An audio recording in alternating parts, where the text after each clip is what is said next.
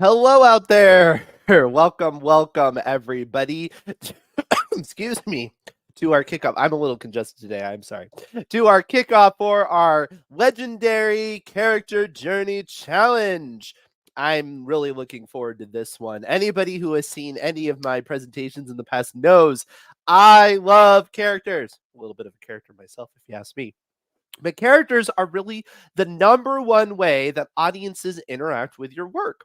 If you think about it, even here on YouTube, right? We see so many people, influencers, personalities, and things like that. And people will often just watch slices of life, what you might consider mundane events, but it's because of the personalities involved and their characters. Sometimes they even essentially play a character on YouTube that gets them views, gets them excitement, gets them a fan base. Characters can make up for a bad story, but a bad story cannot make up for bad characters. So I thought it would be fun to do a little legendary character journey challenge. And the idea is that we are going to give you those building blocks in order to make an epic character journey yourself. Now, there's going to be a few guidelines when it comes to this challenge that's going to keep it from being an epic in of itself. But the framework that you have will allow you to make any sort of character growth. I'm sorry, character growth, and any sort of exciting arc metamorphosis, like transformational journeys. And we all write this. Some of you might write fantasy, in which case this is right up your alley. Some of you might write sci-fi, some of you might romance.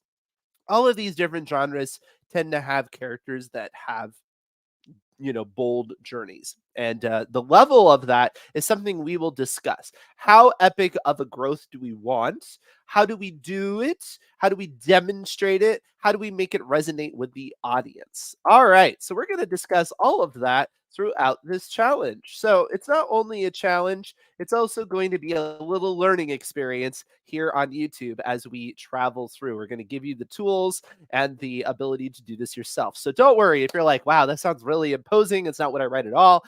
It's okay. We're going to help you out. That's our goal. That's why we do these challenges. Now, feel free to go ahead and sign up. It is free to join. So I know a lot of you who are joining me right now have already signed up. So good for you. Signing up enables you to do a few things. One is it enables you to actually enter, of course, and it also gives you access to some special tools, which will help you along the way. But beyond that, we do have prizes just for signing up. So we'll have a grab bag of prizes that we will give away at the very end based on nothing more than just signing up. So please sign up. Writing, it sounds stupid, but writing is writing. You can't just be like, oh, I'm a writer. And then somebody's like, well, I don't know. What have you written? And you're like, well, I've got some projects. No, writing is writing. And so, one thing that we love to do with these challenges is give you a nice, simple task that you can complete. And then that's something you have written. That's something that you have accomplished. We just came off of our Start Strong challenge, which was a way to kick off 2024. And we're just continuing our own little legendary character journey of our own writing career. So ultimately, we are going to be looking for entries that are 1,000 words. Now, I know immediately you're like, oh, that's really short. It is short, but you still will have enough time to do a journey. You would be surprised at what kind of character journey you can make in 1,000 words. Now, the scope of the journey will need to reflect the 1,000 word scope. So we'll talk about that as we talk about how to frame the journey and how to have a beginning and an end and all of that and the steps involved. But just because you have a short amount of time doesn't mean you can't have a person make a bold transition within a story. And once you learn how to do this at the small level, it'll be easier for you to take it and go to the larger level. It's actually in many ways more difficult to do this at the smaller level and make realistic and believable. So keep that in mind. Now, if you've signed up, which again, sign up below, you will have access to the story builder as part of this challenge. This is normally an AutoCrit Pro member benefit. but we're going to give you access to it so that you can work on your story, which is really, really cool. And we're going to take a look under the hood on that a little bit later. And I'll show you how it can help you brainstorm and learn a lot of these things. It's particularly helpful because the story builder has a lot of great insight into story beats, and the character journey story beats will it allows you to refocus your thinking, because a lot of people come in with this kind of ethereal overview of what they might want to do or how their character behaves. But when you see it broken down step by step, it can help you realize where your shortcomings are. Maybe you even had that step, but you didn't get the most mileage out of it, etc., etc. If you're on the chat, you haven't necessarily signed up, but you might have signed up. So the being live on this YouTube stream is a way for you to learn about what's going on in the challenge. So welcome. But to actually participate in the challenge, that is, have access to Story Builder I'm about to show you, and submit your actual entry, you will need to be signed up, because eventually we're going to have everybody submit their entries, and then we will read them live here on YouTube, and then we will have a live vote, and that is how the winner is going to be selected. All right. Oh, if you try to click on this, it will just pause the video. It's just a display. You could try maybe doing it from the chat. All right, so let's talk a bit about main characters, because main characters are incredibly important to your story. Like I said, characters are the insight the audience has to your story. And as it says here on the slide, a main character fuels your story. So I put that in all caps because I have a nice little acronym, and this is to help you develop a good character. If we're going to have a character go on some sort of tremendous journey, we can't just put anybody in that spot, right? Or I suppose we could, but we would make it a lot more difficult for ourselves than if we cast it correctly. If we set ourselves up for success with just some questions. Now, some of you are more of planners, and so you're like, yeah, I do this all the time. I'm totally an outliner. But the vast majority of artists are not. They're not planners. They are pantsers. They are gardeners, as George R. Martin calls them. And so I'm not asking you to make a whole outline right now, but I am asking you to think of some basic questions as you're developing your main character. Now, when it comes to this project, you can write about anything you want. There is no requirements on who the character could be. The main character could be an inanimate object. It could be an animal. It could be a person. It could be an alien. It could be whatever you want. We have very little restrictions on this challenge. The only restrictions that you're going to find is that we need to see growth, and we're going to demonstrate what that looks like in the following weeks. So this first week, we're going to discuss the ground level work to make sure you have a strong main character, so that as we push them through these obstacles, we have somewhere to go. We've set ourselves up for success. We're not going to paint ourselves into a corner. So what are some of the questions that we need to ask? Again, let's go back to fuels. Makes it really easy to remember, right? So the first one that we're going to ask is, we're going to ask, how is this character flawed? What are the weaknesses that this character has? So some of the more interesting aspects of a person, right?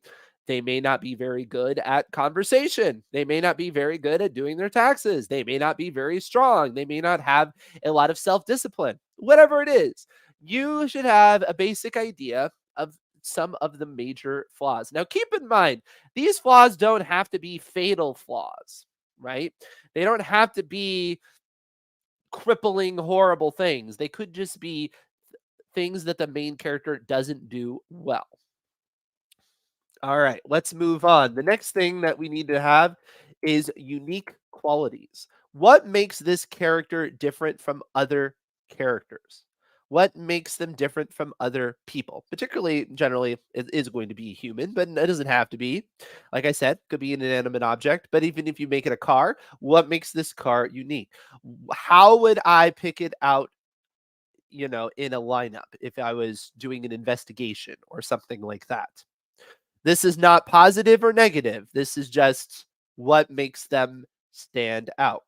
Now, immediately we might gravitate towards something like personal appearance. That's all well and good in a sense because everybody does have a unique appearance about them, in certain ways. But on the other hand, if you think about it, personal appearance is a way we have a lot of commonalities. Most people have two eyes. Maybe they have brown eyes, but a lot of people have brown eyes or blue eyes or whatever. This is one reason why you end up with kind of silly tropes like purple eyes and things like that to just try to come up with something. So I would say physical characteristics are generally not the best way to go about this. It's also a little shallow if you think about it, right? What is a lot more interesting is worldview, the way that they manage certain things, hobbies, interests, such things such as that. Those are much better ways of creating a character that people, I mean, it just makes them feel real. The problem that a lot of authors have is they're concerned about ostracizing audiences. They want it to be accessible. They want you to be on the side of the hero, right? Like you can relate to them. And so what they do is they make the hero very normal. But the problem with making people too normal is you end up with essentially the uncanny valley effect, almost like Polar Express, right? Because nobody represents the exact average. You're not like, what's the average person? Somebody who likes pizza and they go to sleep around 9:35 p.m. and like if you tick off all the boxes and they're doing everything exactly average, they come across strange. There's usually some sort of weird hot take that somebody has, some sort of unpopular opinion. That's a really good one to do. Unpopular opinions. What's something that they think that's not very common, right? Uh they love the smell of gasoline. Maybe that's maybe not super common, right? They hate the sound of the violin. And you could say, well, what does this matter, Daniel? What who cares if that's the way they are? We're going to talk about how to incorporate all of these traits into the story in a bit. But for now, we're just kind of brainstorming. We're kind of learning the person. We're trying to form them in our head. And we're just asking them questions as a person before we start putting them into a situation. The danger of putting them immediately into a situation before you do all of this is you tend to form a person based around the situation, which can be more contrived. And it also can result in less conflict and less intrigue in the story. All right, let's move on. They need to be evolving. Now, of course, that's what this whole story, this whole challenge is about, is creating a character journey. This is not a character stagnation. So you need to have a sense of where it is they ultimately might end up. Now, this is not the same thing. I told you we're going to outline. Don't worry. We're not actually deciding where they're ending up exactly. We're just talking about directionally where they're going to go. And you might even have a pretty clear idea of the kind of story you might want to tell. Perhaps you could say, this is a story about, because remember, you only have 1,000 words. This could be a story about somebody who is very insecure. And by the end of this, they will be very confident because of something they're about to do. Okay, I could see that happening, right? Uh, and that's not like a strict outline. We don't know how that's going to happen, but we have a sense. And that immediately gives us a sense of where we need to begin the character and where we need to end the character. But if you don't want to actually ponder this too much in advance, the main thing that I want you to emphasize is they have somewhere to go. If you have a really super capable, like James Bond, crazy, can do anything character, the question is so therefore what? And I need a therefore what? Like what do they need to work on? What are they not so great at? Which kind of goes back to the flaws we just talked about, right? What are they not so great at that they can improve upon? And so therefore there's somewhere to write. You didn't just dial up to an 11 and you have nowhere to go. Do you need to write a character bio, like a summary of their adventure or story about their journey? You could. I would recommend that as something to do while you're writing. When you actually submit your story, I'm expecting it to be in a story format and not an outline format. But to get there at some point, I do recommend outlining. You may not want to do it in advance because that's not your style, which is fine. But that would mean you're just going to go ahead, you're going to discovery write it, pants it, whatever you want to say. And then you're going to ask yourself, okay, what did I do? And I need to figure that out. Okay. And the story builder is actually a great way to summarize all of this for you. And we're going to talk about that in just a little bit. All right, so they have flaws, right? They have a unique factor, and they have somewhere to go. They're going to evolve as a character. All right, so what's the next thing that comes into mind when you want to fuel your story? Likability. Now, this is be a little bit careful because to some degree I'm fitting it into the acronym. But when I say likability, I don't mean like that you have to agree with them or that they are heroic or that they are good. We can often like evil characters, right? We can enjoy them. We'll want to dress up like them at Comic Con or something like that. What I mean is that we are attracted to them as a person. Now, there's various ways that you can do this. The danger is to just assume that because you're framing all of the story around them and you're making them the active character, that immediately the audience is going to find them arresting. This is not a great strategy. Instead, we need to always ask ourselves, why is the audience willing to go on the journey with this character? What about them attracts the audience to them? Okay? So there's a couple of things that I would recommend. One is that you could have them do something noble. This is kind of the save the cat method you may have heard about, which is literally you have a character save a cat out of the tree and it makes them look really nice. And you're like, that's the kind of person I'd like to have a beer with. Great, sign me up. Yeah, that's fine. But like I said, that may not be your main character. Your main character may not be that nice, and that's okay. But if you are going to do the save the cat method, just be cautious about how you handle it.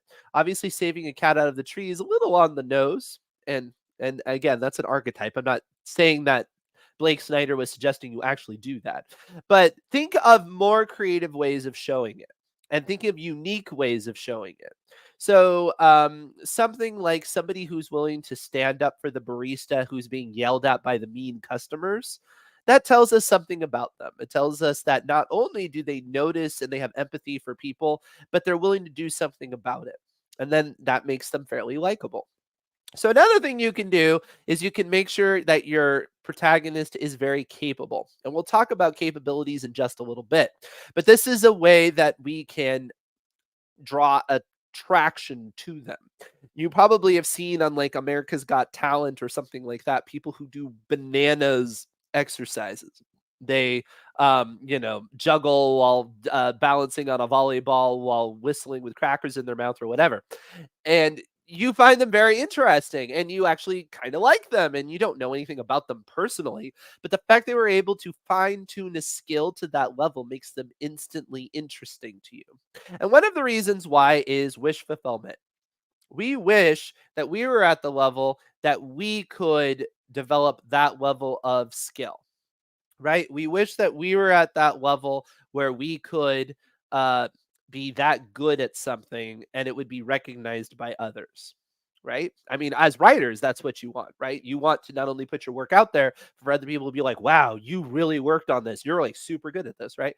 So when we can read about somebody who's been able to figure out something they're really good at and demonstrate it in a way that others notice or we would notice, we're like, wow, that's amazing. We just tend to like them. And this is a good way of making a not nice person likable. So you can think of like Sherlock Holmes, who isn't really all that nice. He's kind of sociopathic in a way, but he's like really talented. Doctor Strange, same kind of thing. Very, very common. This is even the case for like absolute or like a Darth Vader, right? An absolute villain, but he is very capable and he has that force power. He's able to just think and strangle somebody, and that's very interesting to us. I'm going to look at this question here. Is a character who is very capable tend to be on the likable side? Is there a way to manipulate that sense of awe into another kind of first impression, such as profound fear? It can be both. That's why I said, like Darth Vader, we both like him and also are fearful of him at the same time. But people still want to dress up like him at Comic Con, right? Whereas a character that isn't as capable or as imposing, you may not care as much about, right? There's not as many people dressing up like I'm trying to think of a good example, but some of the villains in Marvel have been thought of as not particularly all that compelling. And no, I don't think you see a lot of Obadiah Stane outfits at Comic Con because, yeah, the capability there is not as high. So the last thing that you can do to increase the likability is humor. We like people that make us laugh, and humor is multifaceted. You can have not nice people make snarky humor, mean-spirited humor, sarcastic humor that we still laugh at, even though we're a little bit ashamed that we are. Or you can, of course, have a nice person that makes the world a better place by making other people laugh, and then that will make us like them. So you can keep in mind all of those factors. Again, likability. And the last thing I want to talk about, I already kind of hinted about this in likability, is skills or our skills. Skills are very important for your main character to have. You do not want to start off your main character and they're like sitting on the couch, minding their own business, living a miserable life before an asteroid's going to hit them on the head and send them on a grand adventure. You want to have a sense of something they're good at, right? Because nobody is completely incapable. And if we start a story with a character that seems like they don't have any usefulness whatsoever, we're going to struggle as to getting our footing as to what the story is even about. It's particularly fun if you can develop skills and then you can come up with unique ways of introducing them into the story. And again, that's why I recommend doing all of this before you start thinking about your story too much. Different strategies will vary, there's no exact formula, but the if you have a good sense of who this character is, if you're making a character centered piece, which is the whole goal of this challenge, if you're making a character centered piece and you've asked yourself all of these questions and you've gone down this interview and all of those things, then you run less of a risk of developing a character around the story requirements. And so it'll feel much more organic because you'll be putting them in situations and then you have to figure out how do these skills tie into these situations? And you'll come up with more interesting and unique things than if you were, just drawing it out in advance. Now, keep in mind, ultimately, you should know what their skills are, and the story must demand that they do something that has nothing to do with their skills whatsoever. Why? Well, what is conflict? Conflict is a character wanting something and not being able to get it. There is an antagonist who is the personification of the biggest obstacle between them and what they want, right? And if they could just do it immediately, there would be no story. So, whatever they're good at cannot be what it would take to defeat the obstacle. Not entirely. Maybe they're in the right direction. But no, not entirely. That does not, in fact, work. The way to defeat the obstacle needs to be something they are not great at. Now, it doesn't necessarily have to fall in exactly with their flaws either. It could be neither. It could be something that's neither something that's a flaw of theirs or something that's a skill of theirs. But it just keep that in mind. If you have a character that has all of these built-in skills that work out great for the plot, what you'll end up with is a character without any tension. Because we're just like, all right, we're just waiting for them to get past all these obstacles without any effort because we've already established they're really good at all of these things. So who cares? All right. I'm just looking to see if there's any comments there. All right. Before I get further, I did want to take a look under the hood at the story builder itself because it's a powerful tool. And like I said, you have the ability to go into the story builder as people who have signed up for this challenge. So because you signed up for this challenge, you have made an AutoCrit account. So you can sign into the AutoCrit homepage and you will have special access to the story builder. Again, this is typically something that is only available for paid members. So it's a little bonus for you being part of this journey. It's very fun and exciting. So I'm going to go ahead and show my screen here. I'm going to move out of the way. All right. So this is I'm kind of zoomed in here. This is the homepage of AutoCrit, and you can see here all those red buttons. That's a way to get into the writer's desk. Ultimately, you're going to want to do that, and you're going to want to make a document and all of those things in order to submit your file for the challenge. However, for now, I'm not going to go to Project and Files. I'm going to go right over to the right, and I'm going to go to where it says Story Ideas. And I'm going to hit a new story builder idea. And I'm going to go into the story builder. And ultimately, yes, I do want a new fiction idea. Now, the way the story builder works is it's all up to you. You get to decide how much you use the story builder versus how much I'm going to zoom out just a little bit here. How much you use the story builder to help you generate some ideas and brainstorm versus how much you use it as a template, a great way to organize your thoughts. We do not want to impede on anybody's creative process. Our goal here at AutoCrit is to just help streamline your process and give you new ideas. So, what I would recommend for the purpose of this challenge is to take what I said, take those fuels points, FUELS, right? Flaws, uniqueness, how much they need to evolve, likability, and skills, come up with a little synopsis of that. It's not, you don't have a lot of space in here, but you can do it and write out about your protagonist, right? And then once you've gone through and you've put in the protagonist, well, you can start building your story in any direction you want. If you wanted, you could immediately hit the button down here for the antagonist, and it would give you a suggestions of what your antagonist could be. And again, this is just a fun little brainstorming exercise. You can hit the button a few times and get some different ideas and things like that. Or again, if you want to just do this all yourself, this is a way to frame it. So then you would ask yourself next, who is the biggest obstacle between the protagonist and what they want? And then you would just click down there. Now, if I scroll up to the top, you can see I have world building. Again, if I started with that main character and then I maybe had the antagonist and I'm like, I don't really know what the setting is. If you go in here and you hit the button, it'll give you different suggestions on what the setting could be. And again, it's just a great way to brainstorm, get some ideas, or for you to ask yourself those questions as well. It's a nice little questionnaire. So, what's the general geography? What are the general life? What's the general life like around there? Life around there? What is, what resources are available? Do they have a lot of water? Do they have a lot of food? Do they have a lot of trust? General culture and conflicts, like what's going on in the world around them. So it's a great way to organize your thoughts in a high level way. I'm just looking and seeing if there's any other questions. Catching up here. All right, so let's go ahead and try that out. So let's imagine that I have a protagonist, right?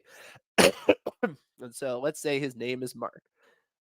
Meet Mark. If I need flaws, I would say a clumsy, but he's likable. And I would say a clumsy yet charitable janitor who is skilled at cleaning rooms quickly. Okay, so I've gotten most of them. One thing I would want to say is what makes him unique. I don't know. Let's imagine uh, he is very concerned with uh, wha- the plight of pandas. I don't know. Again, I'm just kind of doing this on the fly, right? Okay. So I have his flaw, I have his skill, I have his unique factor. And then I need to figure out, okay, where is he going to go? He really wants to figure out a better use of his skills, perhaps in uh use of his skills, perhaps beyond just cleaning other people's stuff. Okay. All right. So let's scroll down. And I'm curious, now that I put that in there, I can see what kind of antagonists it might make for that scenario. Okay, so we have Mr. Richards, the strict and unsympathetic head of the cleaning company where Mark works. He constantly undermines Mark's ambition to help pandas and restricts him from other avenues to use his skills for a greater cause. That's fine. Where does it say this thing takes place? It's probably going to say some sort of city. Yep, bustling city, right? Because that's kind of the obvious choice. Now, keep in mind, the more unique factors I put in here, the more unique the options are going to be. it's going to give different suggestions based on all of my input. So this is just a fun way for you to organize all of your thoughts, and that's why we wanted to extend it to you as part of this character journey. You're of course under no obligation to use it, but I definitely recommend that you go in there at least as a template to organize your thoughts. Now, if I were to scroll up here, you can't see it on my zoom in, so let me zoom out a little bit.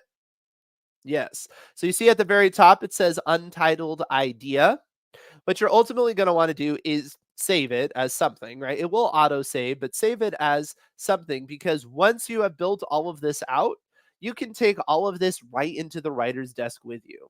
So imagine I say Mark, I'll just call it Mark for now. I'll close out of it.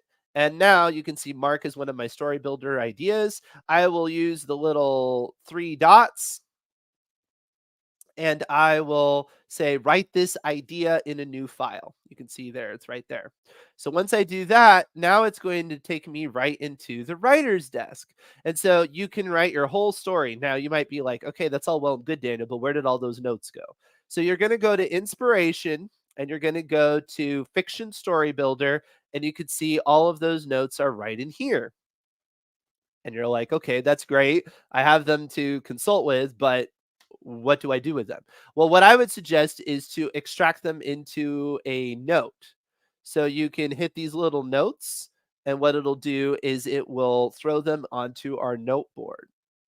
This is particularly helpful as we go further because the next step, I mentioned the world building, I mentioned the character building, but I didn't mention the beat sheet. You can actually go through here and go through the beats. Now we have two different beats that you could look at. For the purpose of 1,000 words, it's going to be hard to get all of these things done. So you might want to look at the short story beat sheet, which is going to have a few obstacles, just like we're about to talk about.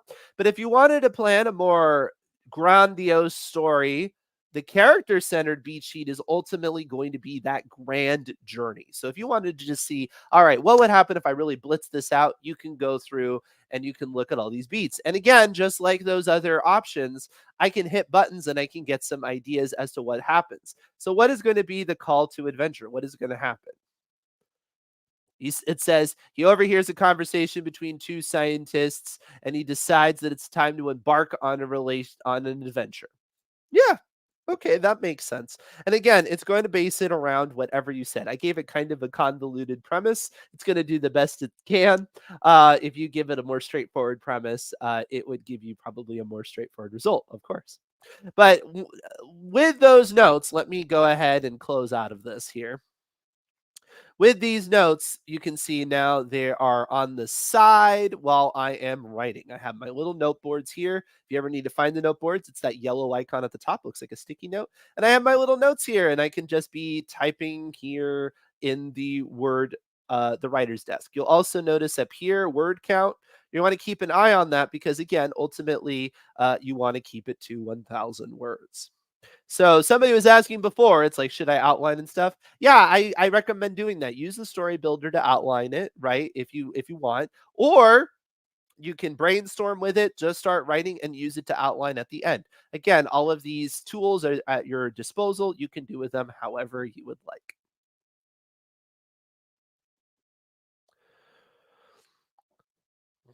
How does he stomp on use bamboo for all the broomsticks? It's possible. Yeah, maybe the cleaning company is actually involved in something that's negatively affecting the environment of the pandas. That's a very good point, right?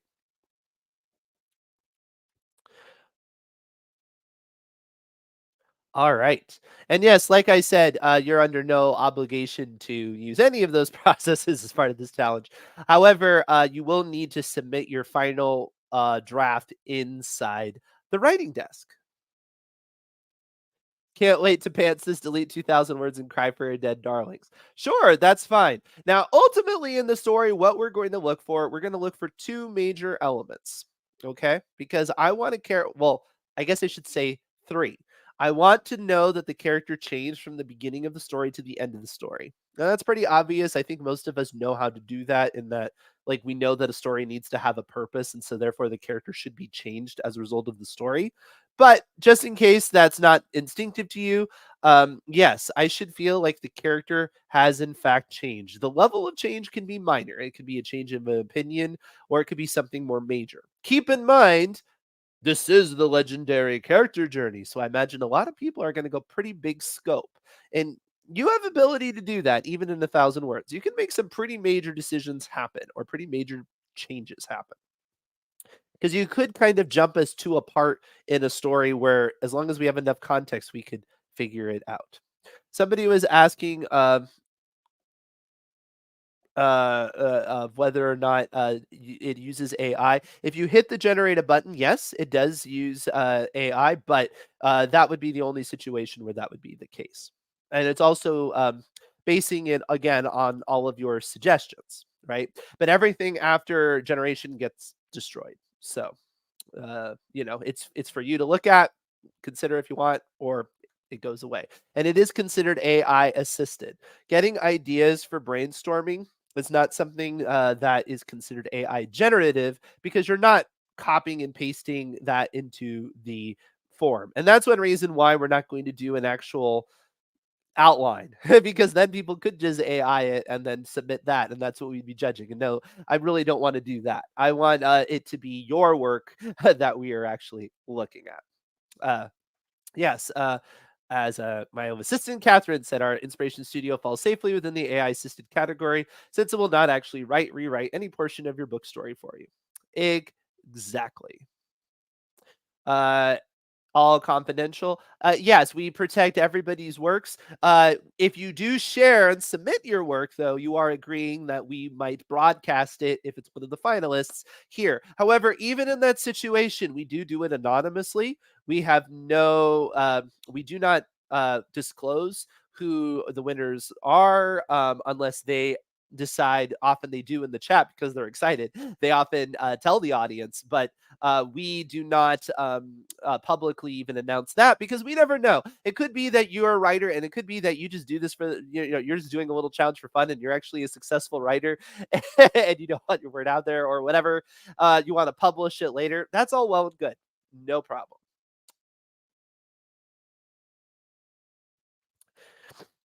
All right. So, that being said, yes, the point of the challenge is to share your work for public reading voting here on YouTube if you're chosen finalist. Oh, yes, the steps. That's what I was getting at. So, number one is I want to see a character growth from the start to the end, right? I want to see them change. There's also two other steps. So, we'll talk about them bit by bit. So, feel free to go ahead and get started writing. You can even write your whole piece, and then you can tweak as you get the feedback. And I give you advice on how to make a legendary character journey yourself.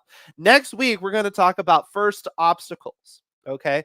This is where the character has to adjust what they're doing to a certain extent, because, again, if they could get past the main obstacle, the antagonist at the very beginning of the story, with no growth, then it wouldn't be an obstacle. It would just be a nuisance. So we're going to discuss first obstacles, something that the main character encounters that they cannot actually deal with offhand. They must overcome it.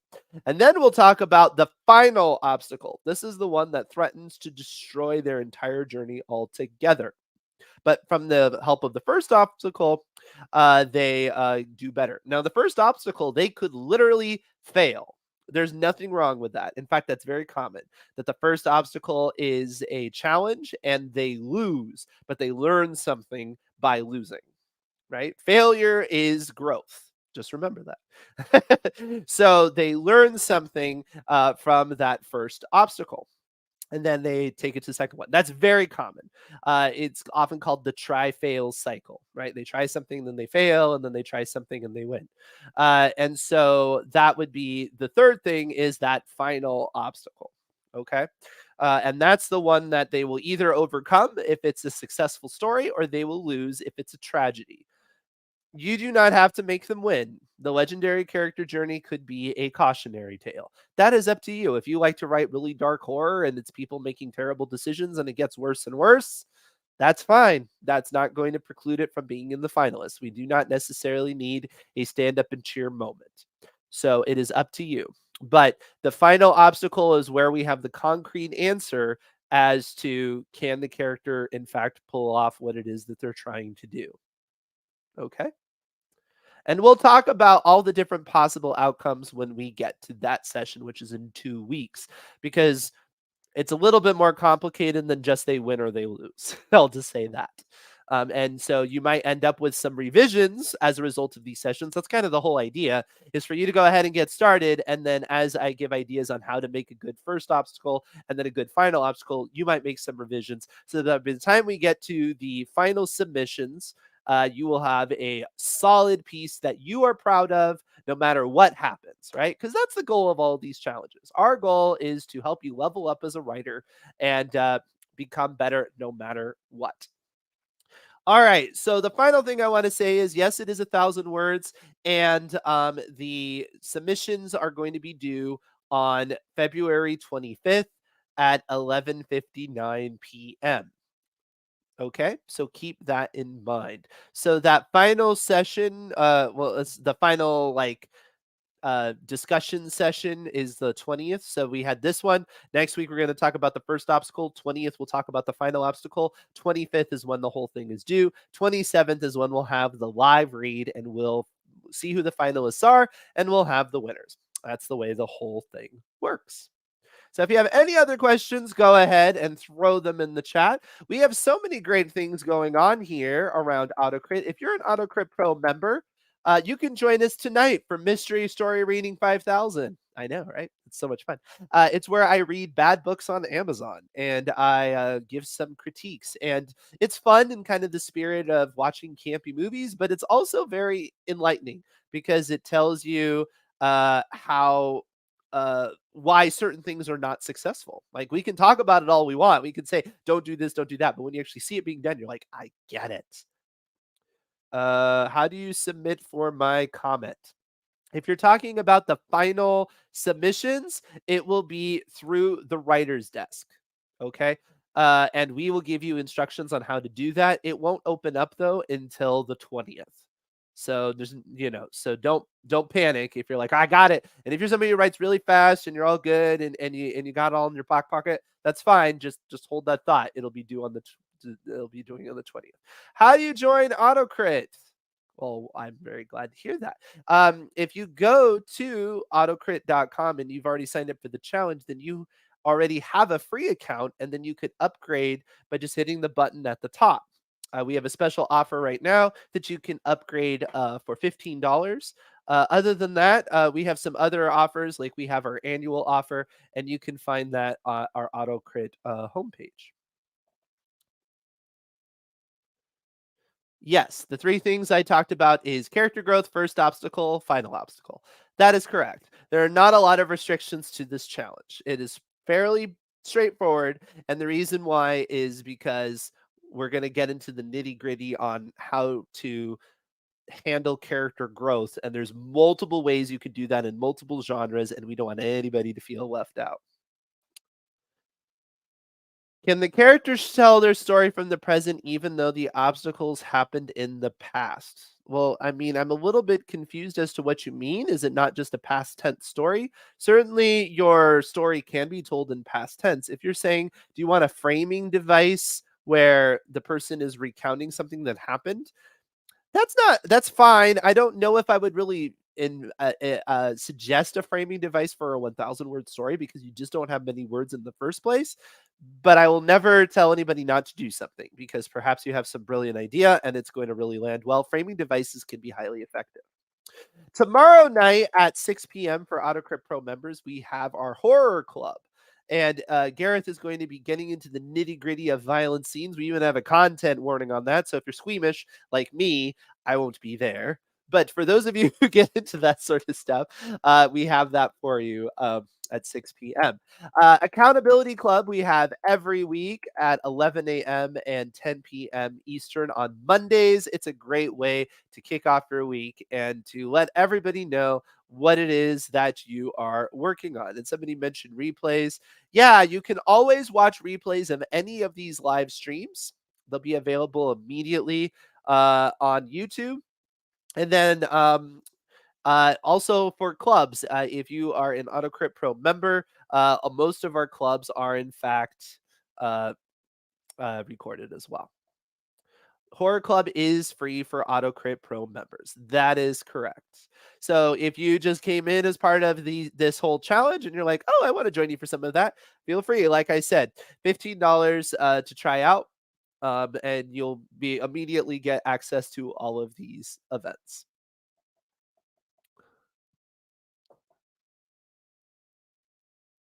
Yes, this is correct. Top 8 to 10 are read on YouTube. Everybody votes for the winners. No previous notifications. Right. We do not spoil it in advance for anybody. We just announce it all in one chunk on YouTube.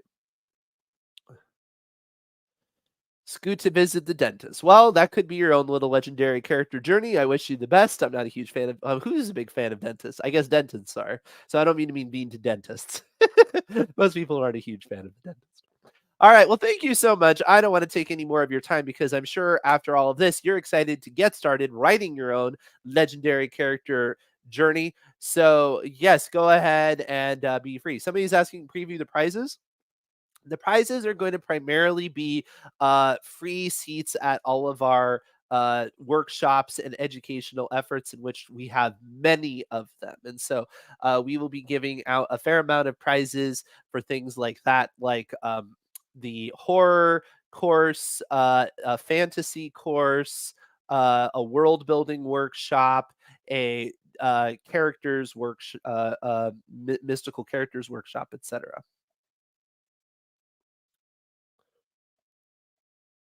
All right. Ah, thank you so much. I'm looking forward to seeing you next week as well, and all of you. Love that. Yes, it's awesome. All right. So I will see you all as long as they're box seats. Well, I mean, you could sit in a cardboard box, I guess.